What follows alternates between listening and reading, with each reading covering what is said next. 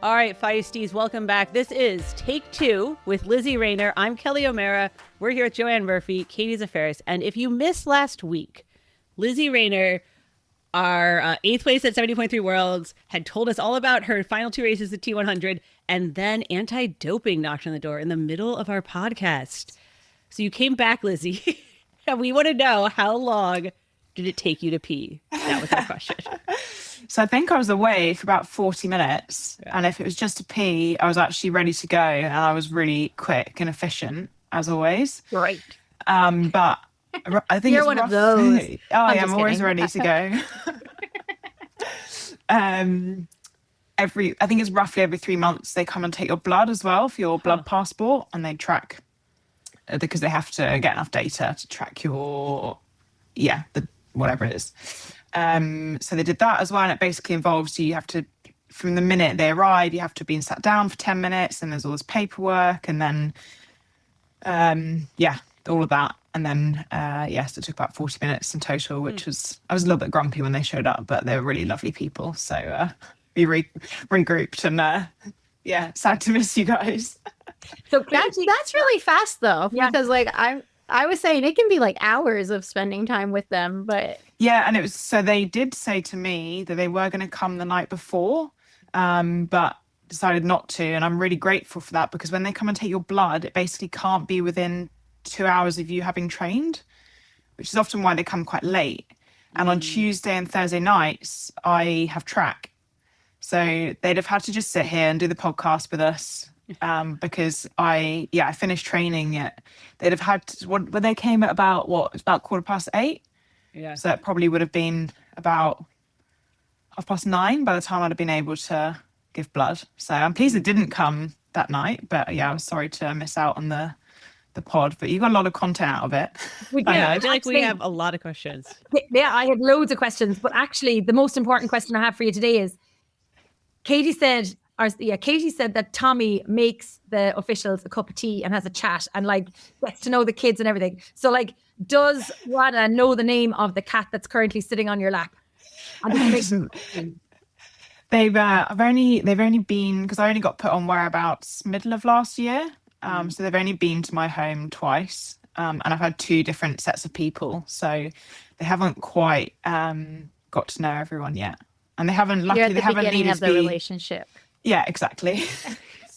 I'm sure there'll be tea and coffee down the line, but I have a in the weeds question then. So if you're on whereabouts now and they're doing a blood passport, who is doing that? Is this British anti-doping, or are you in the Ironman pool? It's in the Ironman pool. Yeah, so I'm on the domestic program, which is different. It's the lower, there's one above that, I can't remember what it's called. But actually mine is more annoying, because the one above the one that I'm in is the one where you have an hour window, whereas they could, for me, show up at any point. So I'd rather have that hour window, be able to, and know that I have to be here needing to pee, or wherever I am, at the pool or whatever. Whereas they could actually just show up at any point. Like last time they came, I was fast asleep in bed at 9:30. And luckily I have the dog and I still live at home. So I got woken up. But I'd almost rather be on that higher level one, because then you have to be ready. Oh, interesting. And so what's the difference between a regular pool and a whereabouts pool? Just for the uninitiated, what does it mean that you're on a whereabouts pool? Everyone's on whereabouts. It's just the system where you log. It's called Adams. I think there are a couple of different ones, but you log basically it'll be every night for the rest of my career where I sleep, and then regular training activities. So basically I know I'm at the pool every morning.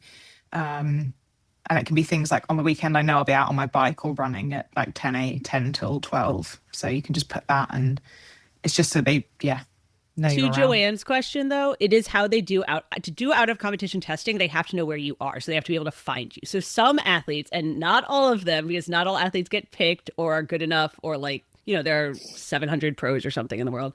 But some athletes are somewhat randomly and somewhat based on how good they are, put in as we just keep saying, a whereabouts pool, which means then they have to tell anti-doping where they are at set times or whatever, system that Lizzie just said. That's just for out of competition testing. Obviously, in competition testing, they know where you are because you're racing. So yeah, but it's really hard with triathlon because your schedules aren't Yeah. always super consistent. So you really have to like be on it. I was always really for like them just tracking my phone. Like, just track me. Like, Cheap yeah, because like what Lizzie's saying, it's harder in the pool that she's in because Yeah. it's not as like Consistent. once you go up to the next one, if they come outside of it, it's not considered like a missed test as long as like you're not like avoiding them. Right. There's lots of rules once you get down in the weeds, Joanne, about answering your doorbell and all this stuff. Yeah.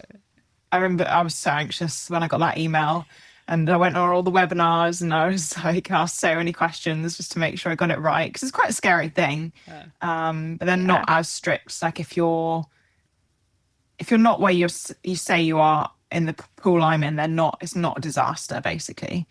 Whereas you won't get done for a missed test. Like not the first time. Yeah. Yeah.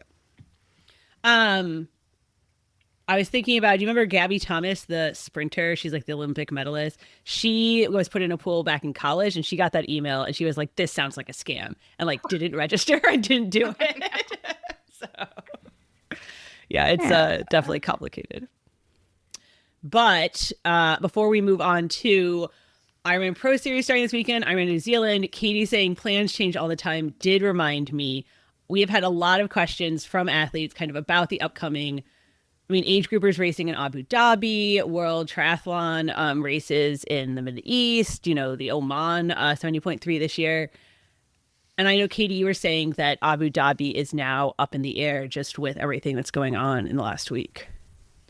For sure, I would assume so. And then also like Devonport as well, the para series, or not para series, para cup race, because just of the flights like going through things. So I'm expecting them to make a decision pretty soon here. Tommy's supposed to be going to Abu Dhabi. So So he's waiting to find out. TBD. I would be really surprised if it went on as planned, but I think the flights are the biggest shot. Even for you or people traveling to New Zealand, or Joanne, you were supposed to fly through Doha, but your flight does not, fortunately. So I think a lot of flights are being canceled, and that's what we're hearing here in the West Coast is like a lot of flights from here are getting canceled. So yeah. Obviously bigger things are happening, but for athletes, it's like pulls in a lot of uncertainty and like a lot of with trying to be strategic, especially as like the Olympic like points are starting, not till May, but still you want to have raced before then. You want to get the points to get onto the start list. So when races are up in the air, you have to then decide, okay, well, like, are there other races? Where can I go? What are the opportunities for, I'm speaking primarily from the Olympic points side and like World Triathlon side, but all of these races, a lot of athletes are doing strategically to try and like help their rankings. So there's a bit of a pivot point. It kind of reminds me of like going into like in 2020 when we were going into Abu Dhabi, like, is this going to happen? Is it not going to happen? And like, what are we going to do? Where are we going to go?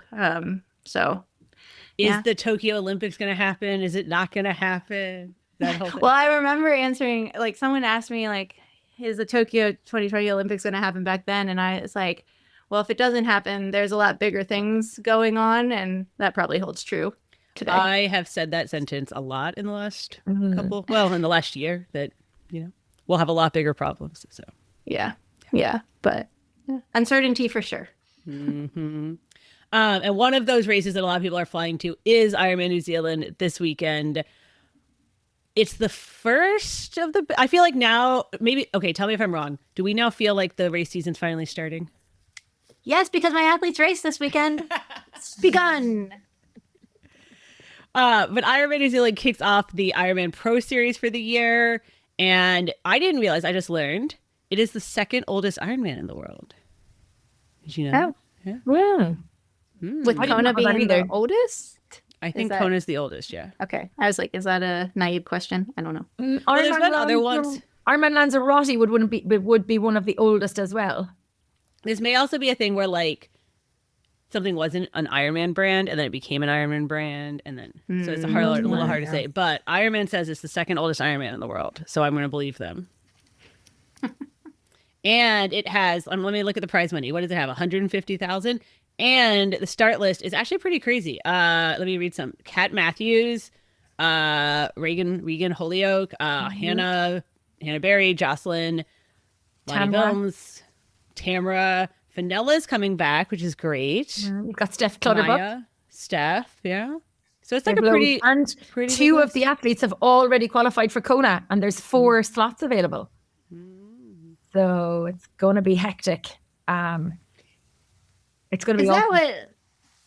Is that like the goal for, like, do most athletes just want to bang it out in the beginning? Like, I feel like that's I think that is the part of the strategy. goal, yeah. Yeah. Especially Lizzie might have more insight for us from some of these. that's girls, I think. Lizzie, that question's for you. Well, get qualification done early, basically. Yeah. I think so.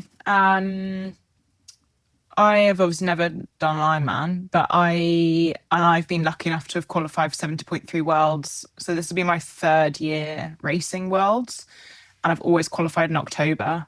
So I've not ever had that feeling of having to chase it coming into championship year, which is really nice. But you often look at the first European 70.3 of the year, which is often Valencia, and it's always absolutely stacked. And then we load of short course girls because they kind of think, let's give it a go and see if we can bag a slot. But often, if you're chasing these things, it doesn't often work. So It And doesn't obviously, often this is the work. first race in the Destination Oman Pro Series as well. So you have got the 2 defending champions from 2024, Kristen Blumenfeld and Kat Matthews, on the start line. So you'd wonder whether they're trying to just get points on the board as well. They also, both of them are also doing Roth in July. So I'm sure there's a calculation here where, like, if they get an early Ironman, get their points, get their, like, what's the word when you rubber stamp your qualification for Kona? There's a word for it, guys. Validation. Thank you.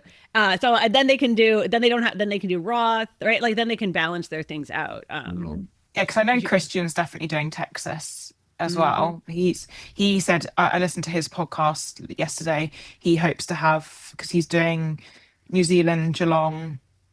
I don't think is he doing Oceanside and Texas? What? That'd be mental. But I think he's planning to have the full, like, 15,000 points or whatever it is by the time he finishes Texas. So then I guess he could do nothing till Kona. So if he does New Zealand, Geelong, Texas, Oceanside, and then he's doing Roth. That's right through to July. Yeah, He's but then he's definitely going to take a doing nice 4 big races in break. 6 weeks, Okay. which is mental. So it goes along. Yes. Bang those out. Bang those out. There you go. Bang them out, baby. I will say, I was looking up, because we're going into the 3rd year now at the Pro Series. Obviously, Kat has won it both years so far, and I mean, she's the heavy favorite again this year. Maybe someone's gonna unseat her. Maybe Solveig this year. Maybe Laura Phillip. There are 6 Ironman and 8 70.3 races in this Pro Series, plus the World Champs. Does anyone want to, like, explain how it works for anyone? Does everyone know how it works at this point? You get points for every second you finish behind the winner. There's 1.7 million in prize money. But here's the exciting thing. This is the new thing. You guys ready? All the races, maybe Joanna doesn't care about this. In North America this year, you can actually watch everything live on YouTube. Yeah, this is only change for Americans. Yeah, well, you understand it was a big deal. Yeah, no, that's Very what, exciting for us. you don't have to put up, like, cope with outside anymore. Yeah.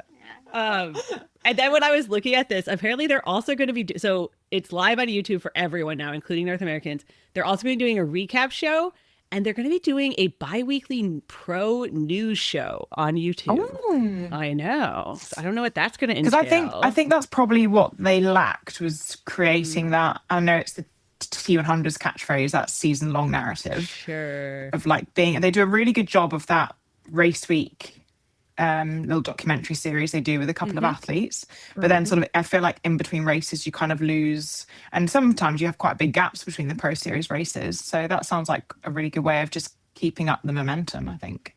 And then also, I don't know if you've seen it, but the pre-race piece that Sam Twine does, it went out, I think it was yesterday, maybe it went out, and he, like, goes through the favorites of the women. I think he did the women and then he'll do the men or whatever for New Zealand. So I think that all adds to the excitement of the race as well. It's not like a preview show, it's like a preview 3-minute narrated thing, and it's absolutely brilliant. They've done such a good He's job. so good, isn't he? Yeah, he's amazing. really good.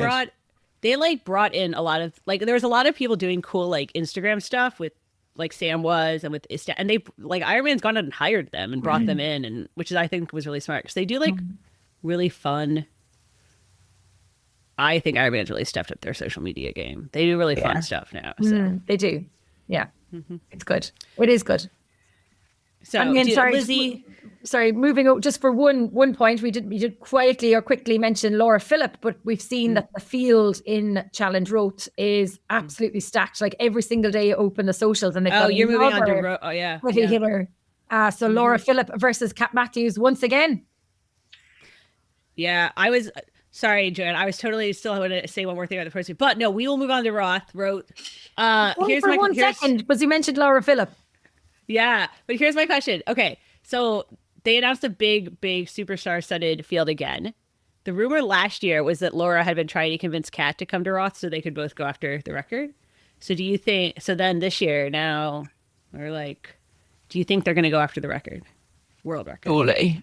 Of course. I think that's the only reason Kat's going, isn't it? Well, I'm quite a big And I'm price sure test. she's getting paid well. Yeah. Oh, Yeah. I think Patrick gets 70 for racing. Oh, really? Appearance fee. Yeah, they used to pay. Roth pays pretty well appearance fees. And like German men definitely got paid the most historically, but I would assume that they're paying Kat and Laura well Yeah, for this. that'd be really good. Okay, so we can go back to talk about the Ironman Pro Series again. Can we Yeah. interlude Well, there? see, Because you mentioned Laura. Well, see, I had a whole plan, Joanne. There was like a flow. No. No worry. We're absolutely This wrong. was on the transition. Yeah. the segue. I was going to say Pro Series going into its third year. Lizzie, do you feel like HIT has added to pro racing? Oh, 100%. Yeah, there's no question about it. It attracts the best names, big money. Obviously, there's that argument that they were forced to make a move like this because of the T100. But obviously, it's just elevated pro racing across the board. And it adds to, you now have a structure to the season and something a bit more concrete to follow, I feel. It's really cool and really exciting. How do you decide between T100 and the Pro Series? Like, And do you ever do non-Pro Series races? Because people still do. Yeah. For me personally, I won't do an Ironman yet, but I really enjoy the Pro Series races. They're really good courses. The crowd's always really good, and you do get treated really well by Ironman. So I try and balance the two. I would say I probably do enjoy the Ironman races more than T100, but you can't argue with the fields that you get at T100. And again, they look after you really well. They put you up. They have mechanics and things like that. And then to answer your question, Kelly, I'm doing, I think mostly 70.3. The only ones I'm not doing that Pro Series are 70.3 Nice in June, because why would you not, really, in a champion year? It's the world champs. I've never raced it. I've ridden the course. I'm on a new bike. There's no other way you can create race conditions. Seems like a no-brainer. It's only $15,000 race, but it's just feels like a really good thing to do. And then Portugal in October, because, well, going for the three-peat, but also it's a chance to qualify for Worlds the following year. So that's the argument, is that it'd probably be easier to get a world slot at a non-Pro Series race. Yeah, that's an interesting question. Because obviously it's sort of created a tier, like the way the World Triathlon has, like to a degree, where there's like the Pro Series and there's the non-Pro Series, but they still have some money, they still have some spots. But then what I see happen, especially in North American races, like the field just came out for Dallas 70.3, which is a new race, and it's like massive. It's like 80 pros, and it's like and so clearly it's all these Americans who, various reasons, like we mentioned, don't want to travel right now, don't want to they want to look. So obviously, especially domestically, and you see that with some of the European races, you'll have 80 men show up to like a Spanish 70.3 randomly. So clearly, it still attracts Valencia's these always huge- got 90. Yeah, it's crazy.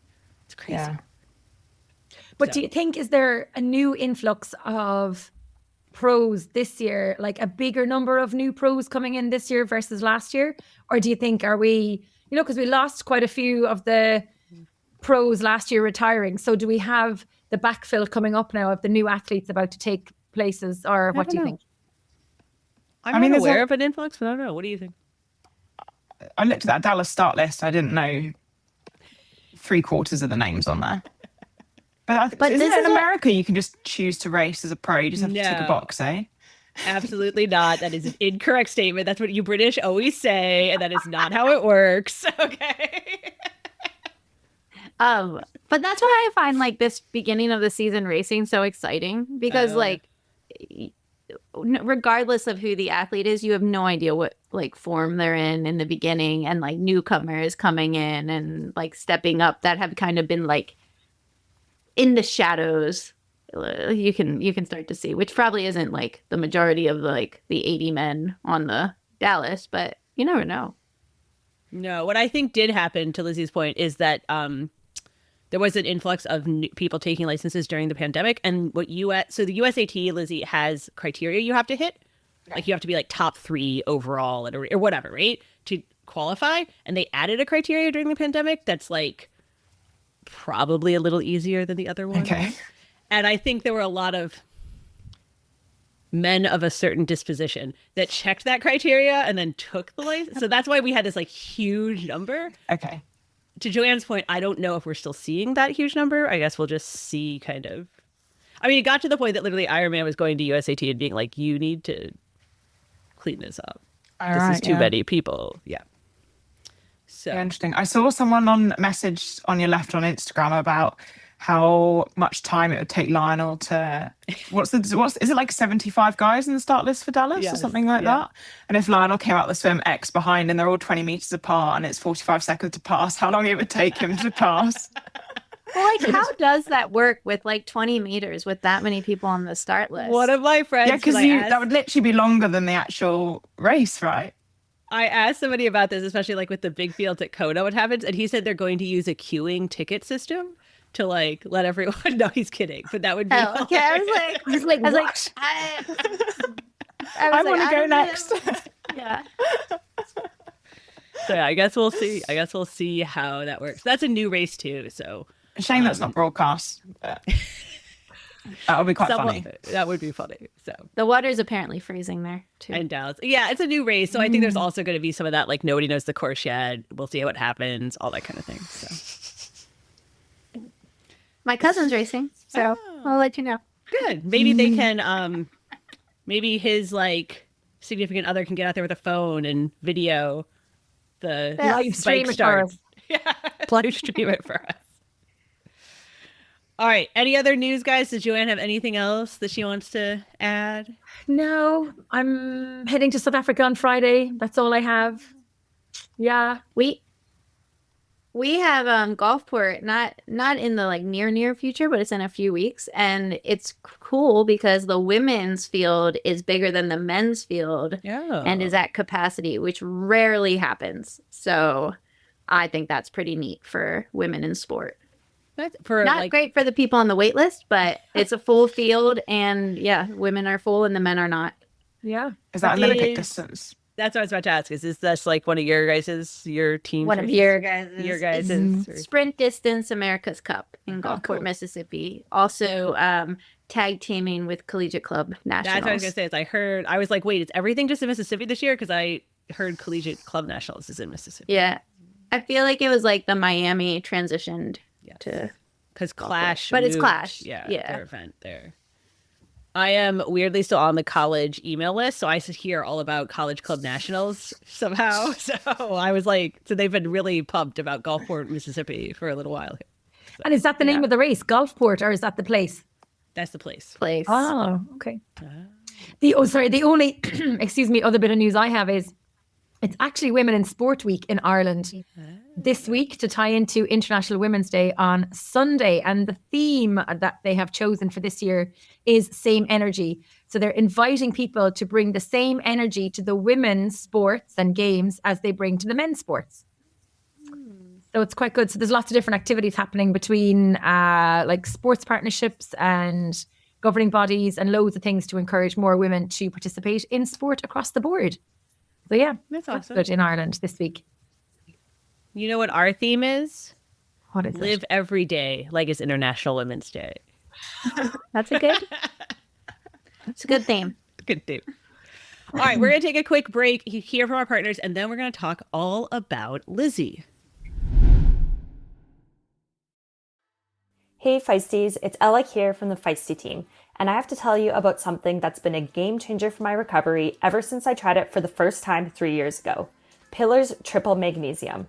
Pillar Performance is a performance health brand built by leading sports scientists, dietitians, and athletes with the goal of helping you show up to the start line at your absolute best. Anyone who knows me knows I take sleep very seriously and very much like my 9 p.m. bedtimes. And Pillar's Triple Magnesium, developed with insights from leading HRV researcher Dan Plews, has become a staple in my nighttime routine.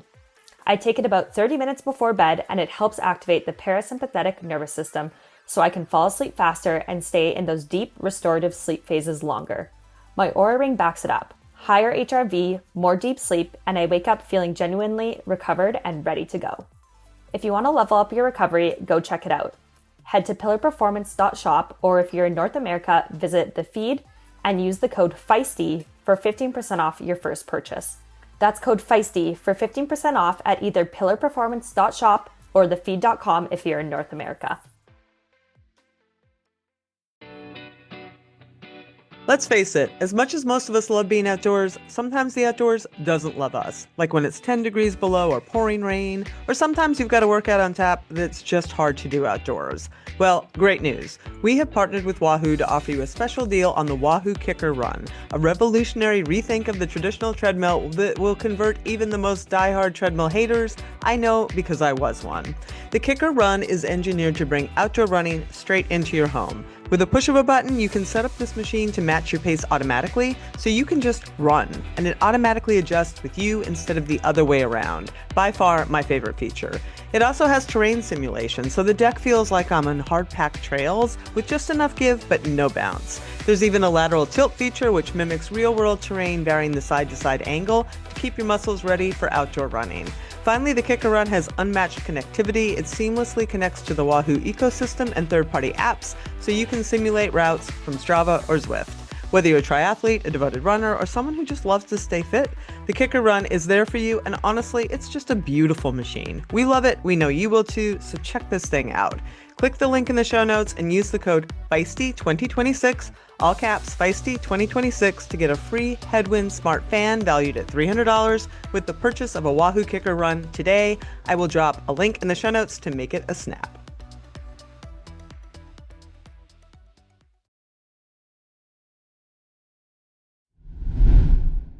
All right, Lizzie Rayner. For people who don't know, we said this before. She was 8th place at 70.3 Worlds. She's won. You're going for your three-peat this year at Cascade, right? 70.3. Yeah. But here's the most interesting thing I learned about you. You did your first triathlon at the age of 12?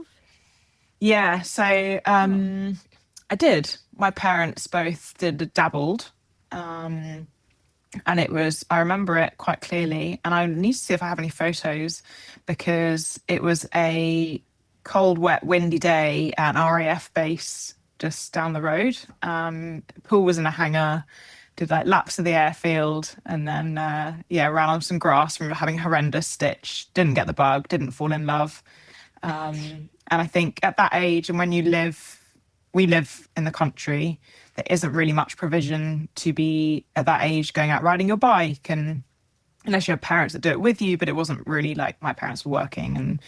And I didn't really then do it again properly until I was 16, which I think was around London 2012. So it's that classic cliche of being inspired by the Brownlees.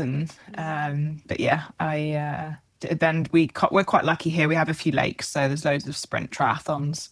But I just did a load of sprints, did one Olympic, and then straight into middle distance. So you did not get the bug, is what I hear. So what made you come back? So 4 years Do you later. have the bug now? Right. I think you have to, don't you? Yes. Definitely have the bug. I think of London 2012. I think I was just massively inspired to do that. And wasn't really involved in it much before that. Did a lot of other sports, played a lot of hockey, field hockey, cricket, swimming. I've always swum, not a crazy high level, just consistently swum since the age of 8. And I can't even remember. I think it's probably just that. And I got my first bike was we've got a chain of bike shops in the UK called Halfords, and it was one of their own brand road bikes, London 2012 special edition. That was my first road bike, which is pretty cool. So did that, and then but it was still kind of it was never on any sort of British triathlon pathway or anything like that. I think you have to, I'd have had to have really got the bug at 12 to have done that. This may be a stupid question, but was London 2012 like a really big deal in the UK? Oh, yeah. Joanne's nodding. Yeah. I got the DVD box set. Okay. It was massive. It was massive. Oh, it was absolutely incredible. But even France, Kelly, like in terms of the for Paris 2024, the growth of the sport of triathlon in France was unprecedented because of the triathlon in France. Like you can see the knock-on effect the following year in terms of people wanting to do the sport, take part in the sport, find out more about it. And that was the exact same with London. Even in Ireland, we saw a big jump. And it was like, for us, even though it was a different country and you to travel across to the UK to go to it, it was like having the triathlon in our backyard. You know, it was massive for the Irish as well, having it in London. No pressure, LA 28. I know. So I'm like, oh wait, were the Brownlees like legitimate celebrities then? Oh my God, 100%. Yeah. But going into it, they were too, right? Yeah. Really? Or it wasn't Oh, yeah. only after. No, Yeah. well before. They were the poster children for from what I recall, they were the poster children for the sport, really, Lizzie, weren't they? Yeah. Interesting. Did you in 2012 when it really inspired you, did you think of going pro or just getting involved in triathlon then? Was like that the beginning of that? Not really. I was just sort of dabbling, did what I enjoyed. Didn't have any. I think I remember being at school and thinking I'd love to be a pro athlete. I don't really know what sport or anything specific. No, it wasn't until I was probably 19, 20 that I thought, actually, this could be what I want to do. Let's give it a go. What was it about being a pro athlete that sounded so appealing? And has it lived up to your expectations? I think probably just doing sport for a living. Didn't feel like I was good at much else. And I was never exceptional at sport. I think I was just fairly slightly above average at everything. So there wasn't one thing that stood out to me. I don't really think I had expectation of what it was going to be like, but so far so good. So where did the switch come then, Lizzie, in terms of, you're 16, inspired to London 2012, then you're kind of getting more into it by the time you're 19, 20. So then what's the trajectory to get you to winning Cascais for the very first time? Like what happened in between there? Okay, so right, if I take you back to uni, so I went to uni in I had a year out, started uni in 2016, did a lot more running. My running got quite good. Also spent a lot of time injured, just that sort of whole university running setup, a little bit toxic, that kind of thing. And then I got my first triathlon coach, Harry Palmer, in 2019, so the year I graduated. Then my plan was to go up to Leeds, Beckett, and do my masters. And then we got hit with COVID in obviously early 2020.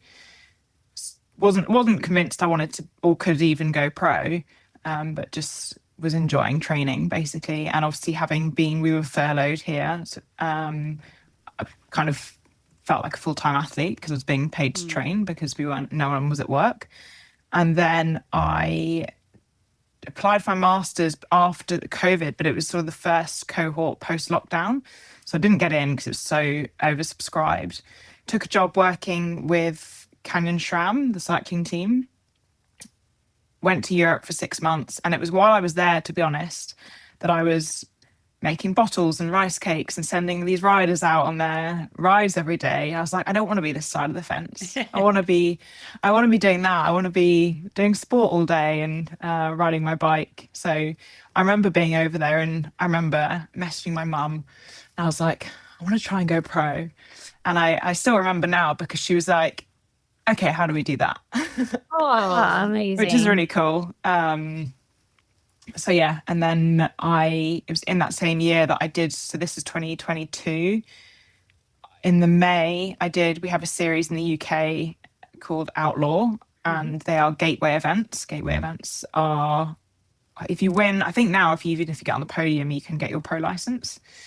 It was my first ever middle distance race, and I showed up and genuinely accidentally won. Had only ridden a TT bike for like a week prior. And then I crossed the line, and Helen, the lady who runs it, said, oh, you can get your pro license from this.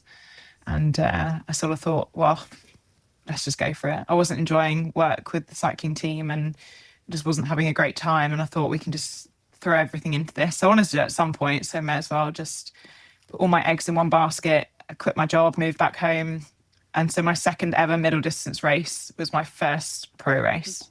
And I'm stood there in Swansea on the pontoon with Alistair Brownlee and Kat Matthews. And I was like, wow, this is insane.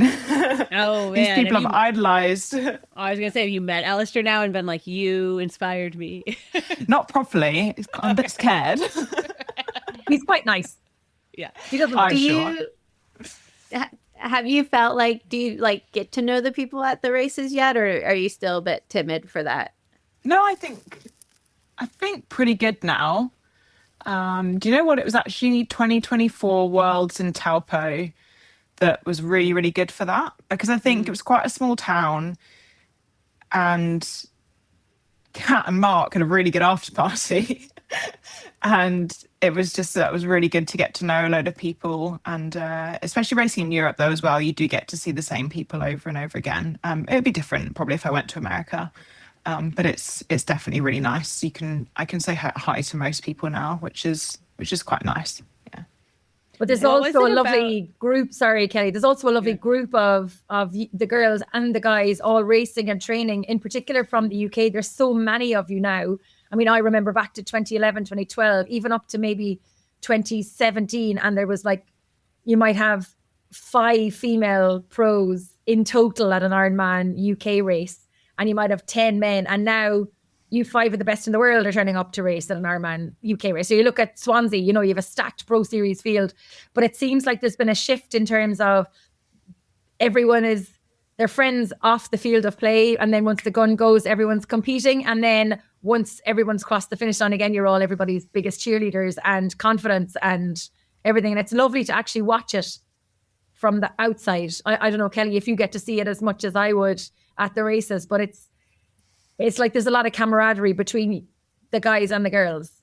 Maybe I'm wrong, but there's definitely feels like it. No, definitely. It's always a really nice environment. My worst part about, I try not to see or speak to too many people before race day. I've found that I'm much better because I'm an introvert, and it just sort of drains my energy a little bit, and I'm worried too much about what other people are doing. And I find when I go to the pro briefing and you see everyone in the same place for the first time that week, that's when I start to get really nervous. You obviously can't tell what shape anyone's in or what's going on, but I try to kind of keep my little team, or just keep myself to myself quite, try to keep quite contained the race week. I've had just scenarios where I've been completely and utterly drained on the start line because I've just spent too long talking to someone or being talked at on race morning. So I've learned to put my headphones in and just, it might come across rude, but not talk to anyone, because that's how I get the best out of me. But as soon as we've finished, it's super cool when you compare war stories, and it's funny how you can have these two different almost personalities of your in-race grit, take no shit, and then I like that. It'd be worse than ITU racing. Katie will attest to that. One time, Joanne, I asked somebody, "Oh, it seems like you're all friends. Are you all friends?" And they were like, "No." So, so now I'm like not sure because like the UK girls, you seem like you guys all like know each other. You seem like you all like. Well, we were all partying together in the pirate ship, Lizzie Rayner, from what I remember in Marbella. So, I mean, we're all best buddies. This is what I hear. Yeah. Yeah. I also think it depends a lot who you talk to. Maybe. Yeah, there's probably a lot of pretending that goes on. Sure. Ooh, now I want like the off the record. Yeah. We can chat Who after drains that, our certain, energy. Yeah. There are people I avoid pre-race because, well, there are people I avoid, period, at triathlon. Yeah. Ellie, tell us how you really feel. Okay, so what was it? I'm thinking about this whole like, okay, I want to be a pro athlete.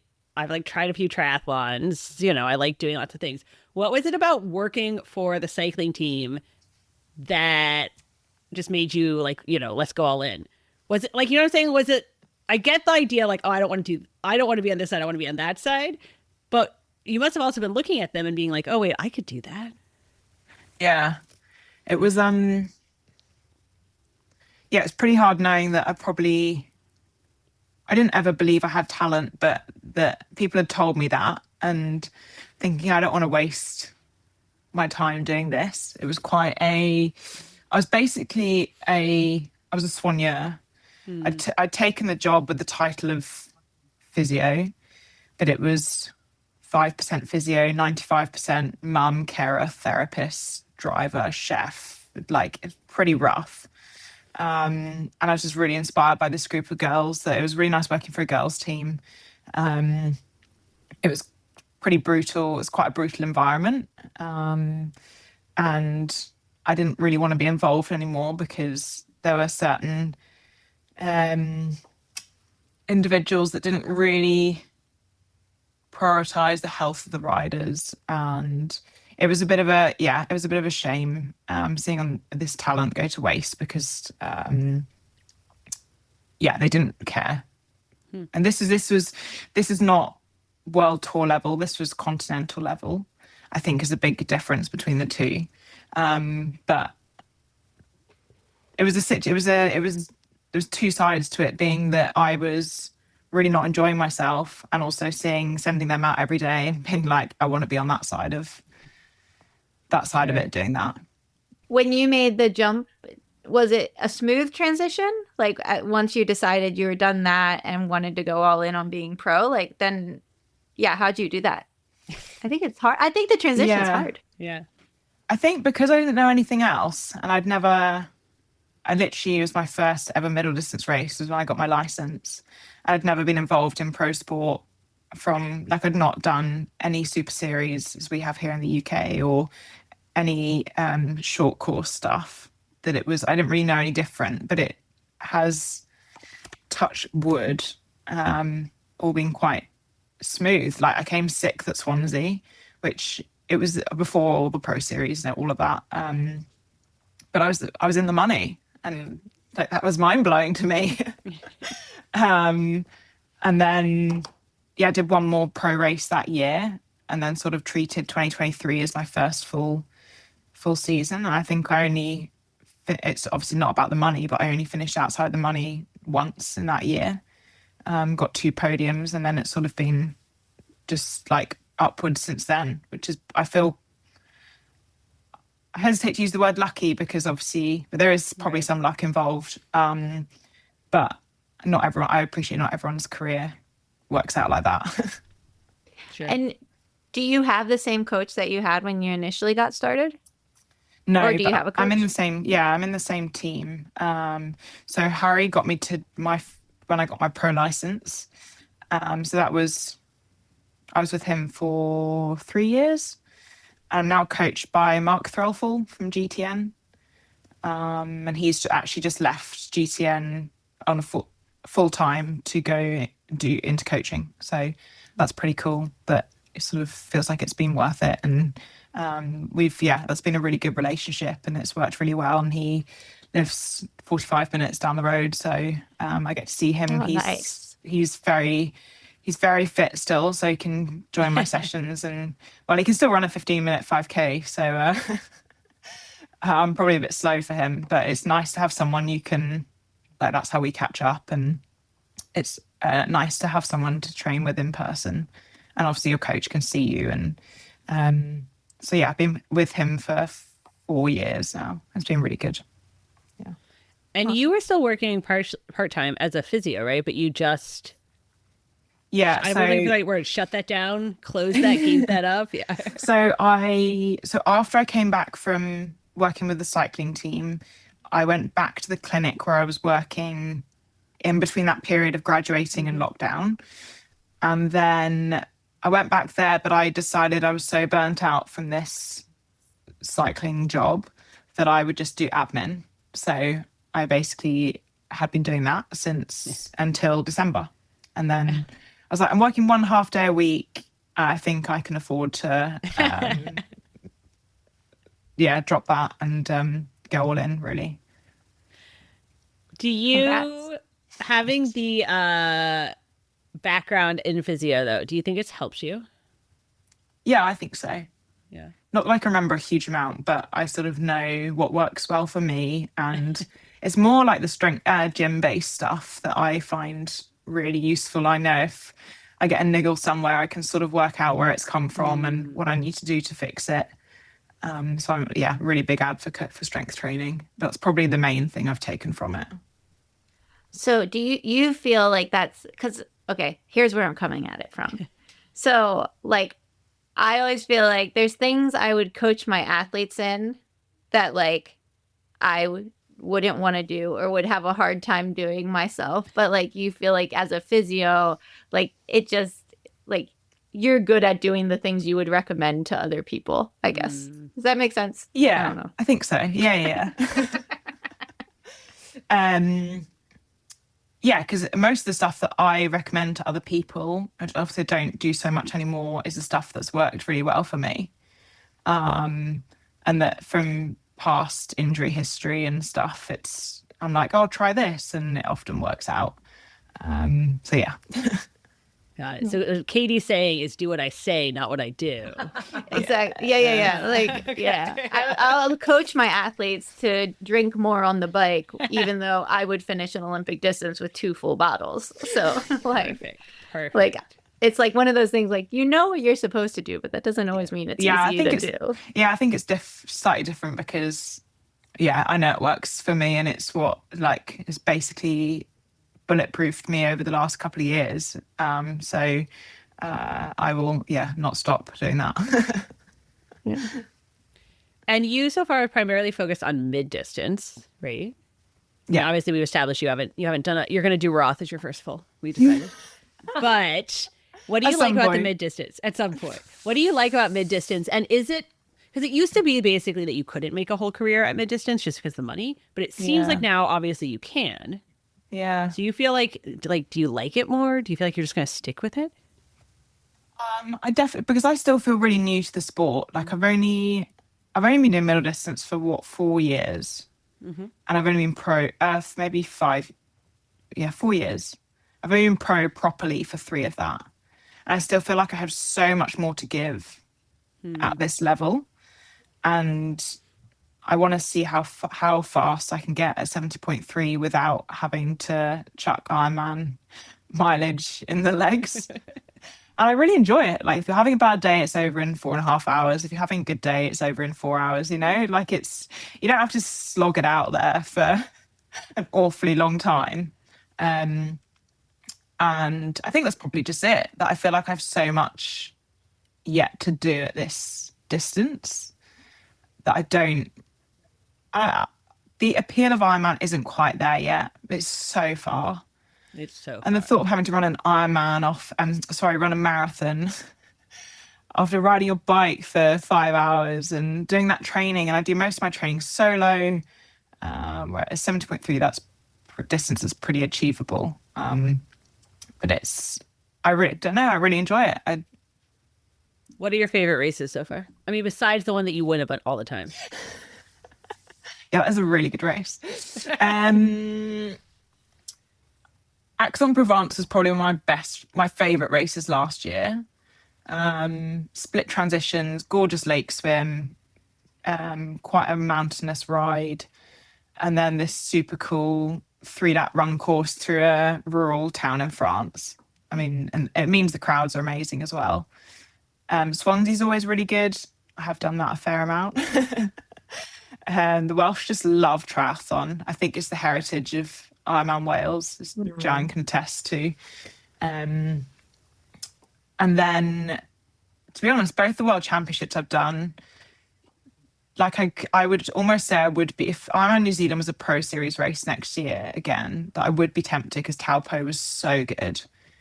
And then Marbella was phenomenal for a championship race. It was just, the crowds were amazing, the course was stunning, it was hard, but yeah, every World Champs I've done has been absolutely incredible. So I'm excited for Nice this year, for sure. Yeah, I feel like Nice is very similar to Marbella. Joanne, is that like accurate? I haven't actually seen the 70.3 course in Nice. I haven't been there, but I imagine it probably is, if it's anything to go by the full distance, it is full of mountains. I'd say it's a bit more spiky. Marbella was a bit more rolling and very exposed, whereas Nice is pure alpine climbing. And then you basically, you go up. There's hardly any... I've done the climb. It is not... it is exposed and it is hot, just to let you know. But no, I've done it. Yeah. So, but it's up and then it's just down. Whereas Marbella was a completely energy sapping in terms of just one kicker after another, and it was so windy that you probably couldn't see on the broadcast. But there's quite a lot of criticism of the girls not being in their error bars and on those descents. But it was incredibly windy. It was so scary. Yeah, I know Lydia. Those crosswinds. Yeah. Oh yeah, of course. Edits this, had a very hard time with the wind.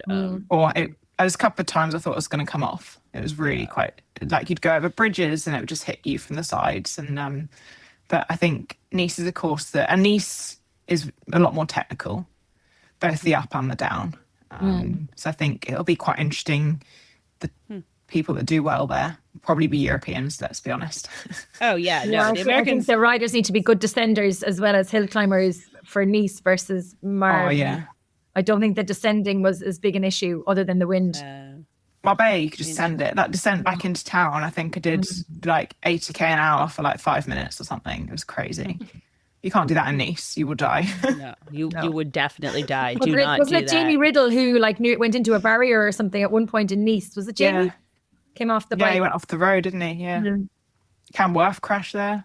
Don't do that. Yeah, don't do that. Yeah. What's like your biggest game changer going into 2026? Like, what would make the biggest impact to your racing? She did get a new bicycle this week. Yesterday. Okay, not buying something of your own attributes. I think 2025 gave me a lot of confidence. And I've never been someone who's had that much confidence, like my mum will tell you, just growing up. And I think that's what's nice about my relationship with Mark, my coach. He's always had way more confidence in me than I have. And I think that's what I've taken from it, that when it's things like getting onto the T100 circuit, you think, wow, I actually belong here. And obviously winning in Portugal was huge. And then doing it by 7 minutes, that gave me so much confidence. So I think probably a bit more self-belief, that I'm here and it's now basically my full-time job and I've got a whole team behind me that support me. And I think probably, it's probably the key to everyone's success, isn't it? But I think, that's probably the big one for me, that I'm like, okay, I'm going to stick around now. Because I remember when I got my license, I was like, I'm going to give myself 3 years to see if it'll be anything. Because I'm not going to waste my time coming like 15th, 20th at every race I do, not making any money, spending all this money traveling to races, which isn't cheap. I thought I'd give myself 3 years, and if it works out, I'll stick at it. So luckily, I don't have to find anything else to do just yet. Well, Lizzie, if you look back to the 16-year-old in London 2012, did you ever think that, what are we at now, 2026, 14 years later, you'd have finished inside the top 10 at the Ironman 70.3 World Championship? You'd be going for a three-peat. at a race in Portugal that you would have finished so well in so many races over the past 3 years? Like, you've had a phenomenal career so far. No, it's absolutely wild. Mm. I mean, even last year, if you'd have said that I'd have actually got that top 10 at Worlds, I'd have been like, okay, thanks, but I don't think so. So then if you go back and look at Lizzie, who was 12, who didn't really find the love or the love for triathlon, and you think of all the people who are listening to the show who have kids who maybe are looking for a sport and want to be part of the triathlon community, just don't have the love, what advice would you give to those kids or to the parents of those kids to encourage them to just keep tipping away at it? Yeah, I think the better you get at something, the easier it becomes. And but I would say I'm still really grateful that I spent so many years playing hockey. I did gymnastics, I swam, doing all these different sports, because physically it develops you into a really well-rounded athlete. I think there's a lot more problems associated if all you've done is run since the age of 10 or 11. Mm-hmm. I have some friends and they just have so many issues that I would still say try a bit of everything, and don't expect to fall in love straight away. And you have to go through the rough, like the secondhand bicycles and you know, all of that to get to the good stuff. It takes a while. There was the girl who won the gold medal in figure skating, Elisa Liu. She's from like right across the town from me. Anyway, there was a quote. So they asked her what she would tell her younger self, and she was like, "Nothing. She's got to work through it. She'll figure it out." So you're like, I saw that quote. Yeah. I like 100%. And also just believe it. Like, I'm not really a wishy-washy person, but I do believe that everything happens for a reason. And if you look at what, you know, even the pandemic, and then that I almost joined the police after uni and then decided to do my master's instead. And then we had lockdown and I didn't get into my master's, and I took this cycling job, and who'd have known with all of that? And there was many, many lows within that whole process. I might not have ended up here at all. Mm-hmm. So actually there were some really tough points, but I'm still really grateful for all of that. All right, to close us out, Lizzie, what are you most excited about this year coming up, both for yourself, but also like as a fan of the sport? Like, what are you excited to watch and see? And, you know, for myself,